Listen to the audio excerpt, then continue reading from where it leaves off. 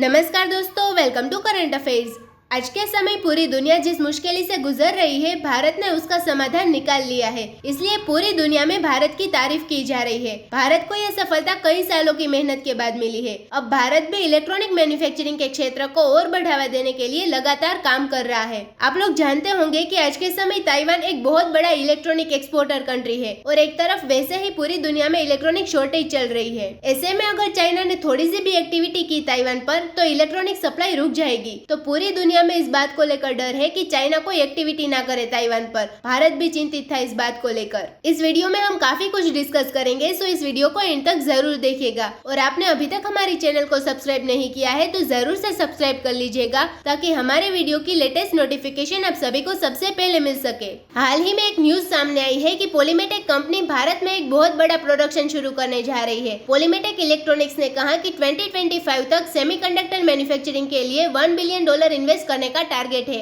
ये कंपनी 2007 से electronic manufacturing के ऊपर काम कर रही है, जिसके लिए कंपनी ने कहा कि उसने जापान से कई इक्विपमेंट्स इंपोर्ट किए हैं सेमीकंडक्टर मैन्युफैक्चरिंग के लिए। फिर कई सारी रिसर्च की, टेस्ट किए, उसके बाद ये डिसीजन लिया गया कि भारत को अब यूनिक तरीके से घरेलू चिप मैन्युफैक्चरर करके दिया जाए। कंपनी ने इन्फॉर्मेशन देते हुए बताया कि वो फर्स्ट फेज के अंदर लगभग $130 मिलियन का इन्वेस्ट करेंगे और 2025 तक लगभग $1 बिलियन का इन्वेस्ट करके भारत में इस इलेक्ट्रॉनिक मैन्युफैक्चरिंग को बढ़ावा देंगे। कंपनी ने इस बड़े प्रोजेक्ट के लिए तमिलनाडु सरकार के साथ मेमोरेंडम ऑफ अंडरस्टैंडिंग साइन किया है, जिसके बाद कुछ ही महीनों में कंपनी अपने इस प्रोडक्शन को शुरू करने जा रही है। कंपनी ने इन्फॉर्मेशन देते हुए बताया कि उन्होंने जापान से जो भी मशीनी पार्ट्स इंपोर्ट किए हैं, उसमें लगभग 250 मिलियन चिप बनाने वाली मशीनी पार्ट्स के साथ साथ और भी कई एडवांस मशीन है, जिनकी मदद से भारत में प्रोडक्शन काफी बड़े स्केल पर किया जा सकता है। इसके अलावा कंपनी को कई फायदे होंगे, जैसे कि सेंट्रल गवर्नमेंट ने लॉन्च किया था PLI स्कीम को इलेक्ट्रॉनिक मैन्युफैक्चरिंग के लिए, और ये लगभग 76,000 करोड़ रुपए की परियोजना है, तो इससे भी कंपनी को काफी बड़े प्रॉफिट्स होंगे। इसके अलावा 2025 तक पॉलीमेटेक का टारगेट है कि एशिया की सबसे बड़ी चिप मैन्युफैक्चरिंग कंपनी को भारत में ही एस्टेब्लिश करना है,